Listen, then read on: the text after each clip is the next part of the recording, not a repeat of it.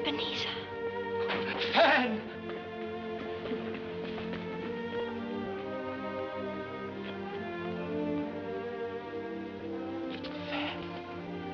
Oh, dear brother, I have come to bring you home.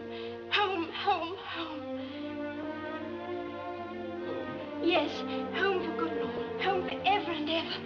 Father is so much kinder than he used to be that home is like heaven. For you, perhaps, but not for me. He doesn't know me, nor even what I look like. Same as I hardly know you now that you're quite a woman. Mamma must have looked as you look now just before she died. Perhaps that is what has changed his mind towards you. He spoke to me so gently one night when I was going to bed that I wasn't afraid to ask him just once more if you might come home. And he said, yes, you should, and sent me in a carriage to bring you. And you're never to come back here anymore. And you're never to be lonely again. Never to be lonely again. Never as long as I live. Well, then you must live forever, Fan. Nobody else ever cared for me. Nobody else ever will. You must live forever, Fan.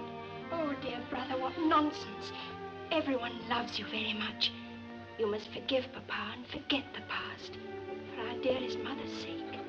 Oh, Fan.